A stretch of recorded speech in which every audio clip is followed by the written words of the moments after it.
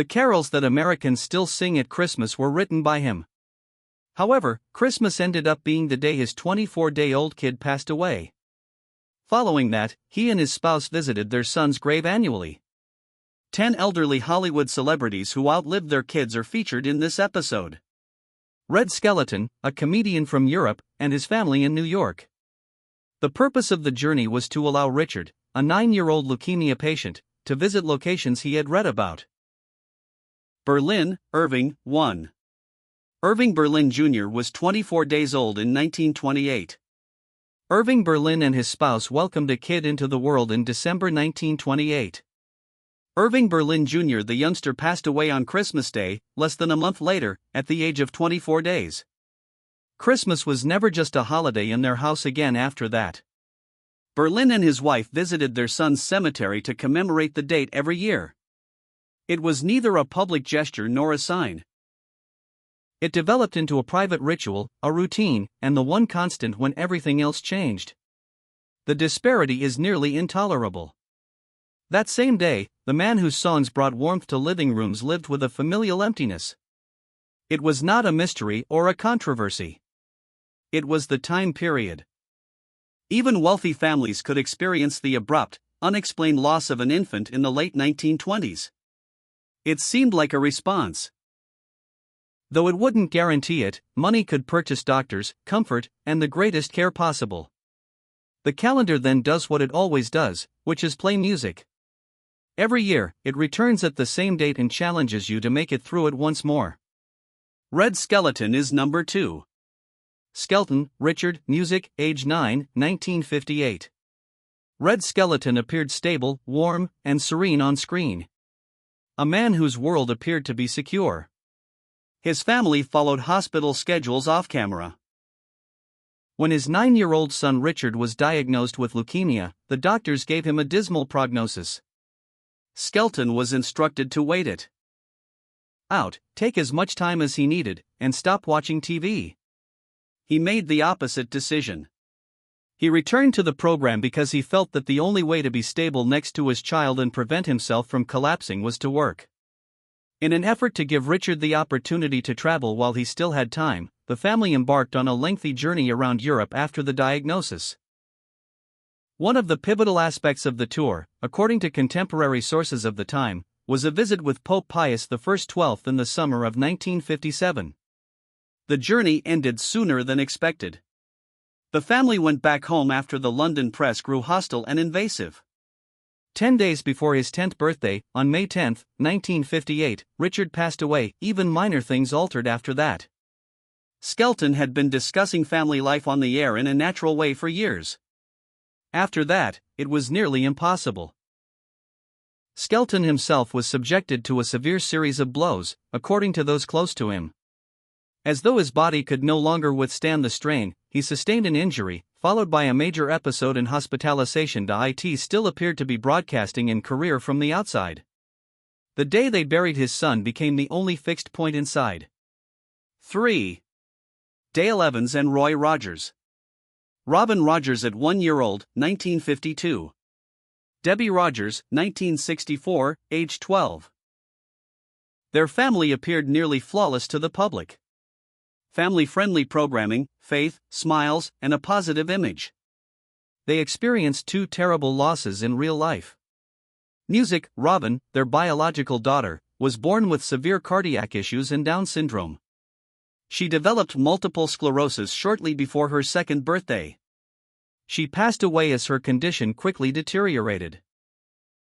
Cited in sources as additional health problems caused by the disease on top of her underlying medical conditions. Dale Evans penned Angel Unaware following Robin's passing. It wasn't an attempt at publicity. It was a means to cope with the loss and to express what many families felt compelled to conceal at the time, that this kid was adored and that her existence was important. Then followed a different kind of catastrophe in 1964. Debbie, their adoptive daughter, lost her life in a church bus accident in the San Clemente, California, area. There have been reports of a bus carrying dozens of children returning from a charity tour losing control and crashing into several cars. At the time, Debbie was 12 years old. Following neck surgery, Roy Rogers was recuperating in the hospital. In one shocked sentence, Dale Evans subsequently recounted her initial response. "I hear the music, but I'm unable to accept it. The road, the house, and the familiar routes can become permanent triggers, making it impossible to stay in one place, which is why the family moved after Debbie's death." Veronica Lake is number 4. In 1943, William Anthony Dedley was 7 days old. Her iconic peekaboo hairstyle, magazine covers, and leading performances made her the face of the era in 1943. Additionally, something that occurred in her private life that year was covered in brief, icy sentences by media. Veronica Lake tripped over a lighting cable on stage, according to news accounts and subsequent biographies. She then experienced early labor shortly after. William Anthony Dedley, her prematurely born son, was kept in an incubator. According to newspapers, he passed away on July 15, 1943, at the age of 7 days. She took it very hard, according to some sources. At the time, the father of the child was in the military. The era is fixed in place by one more detail. War and distance might split a home in two, even during a family catastrophe. Then life quickly started to fall apart. The marriage was ended by August 1943. The divorce was finalized by December. The loss hastened what was already strained, but it did not explain all.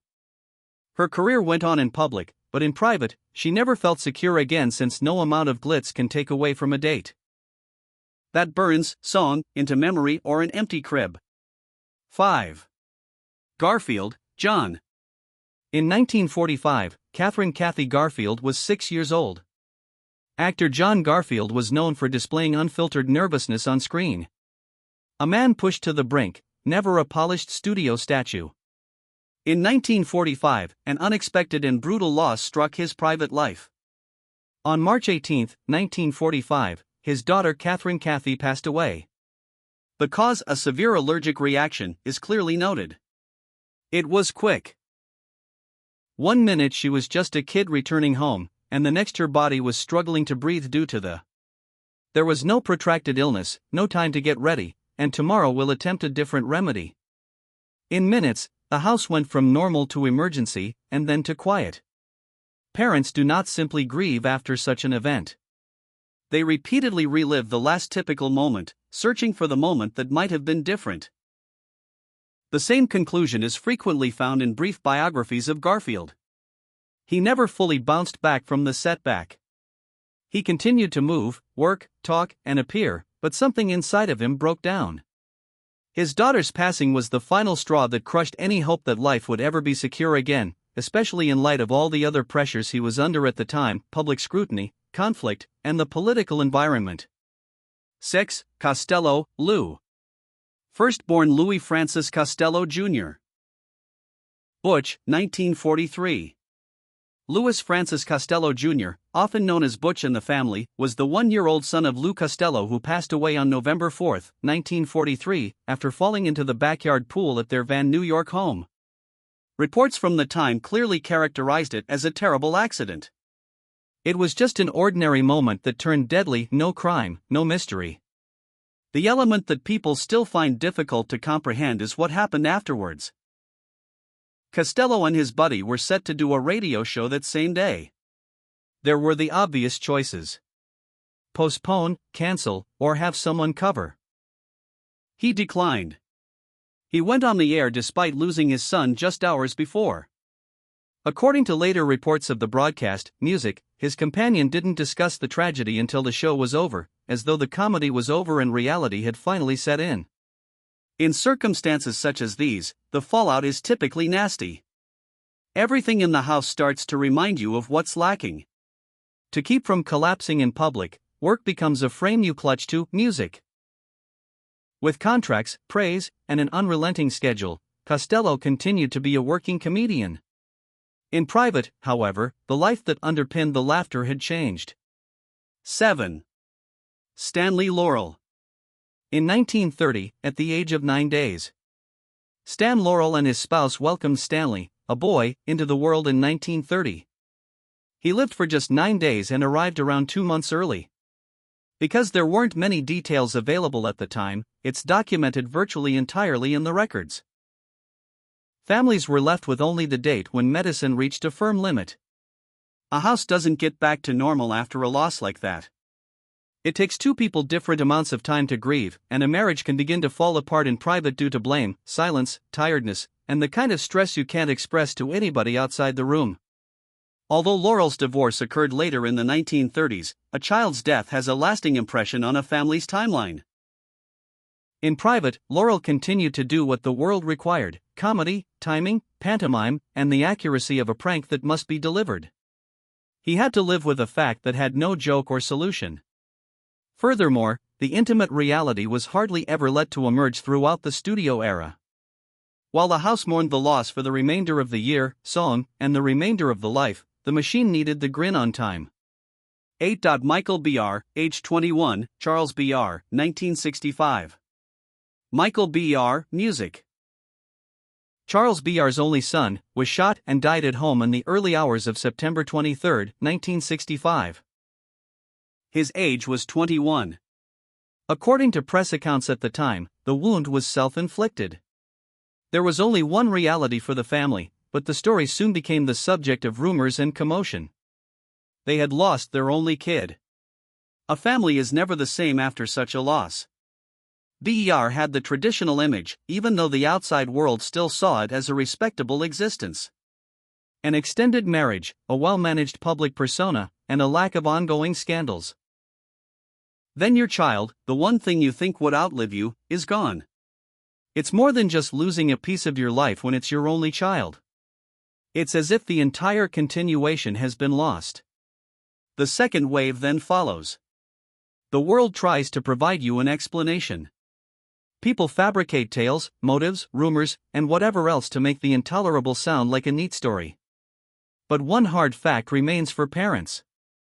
No explanation can change the fact that their kid is no longer with them. This turned into a permanent black mark in Boyer's own history. Life isn't about getting back to normal after that.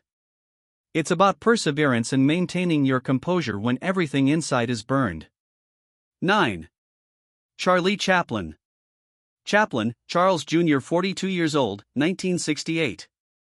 Song, what makes it feel even colder is that this isn't a child's death. An adult son may be going about his life, planning, and developing his own identity when he abruptly disappears. On March 20, 1968, Charles Chaplin Jr. passed away in Santa Monica. A pulmonary embolism, a blood clot that unexpectedly clogged a lung artery, was the reason. He was more than just a legend's son. In his memoir, My Father, Charlie Chaplin, released in 1960, Chaplin Jr. attempted to explain himself, his father, and what it was like to live under a well-known name. He also performed and attempted to establish his own career. It's not just grief when a parent loses an adult kid. It's the feeling that an entire generation of people who came after you has been cut off, that is, the portion. 10. Sean Flynn, Layli Dita, age, music, 28 1970, pronounced deceased 1984.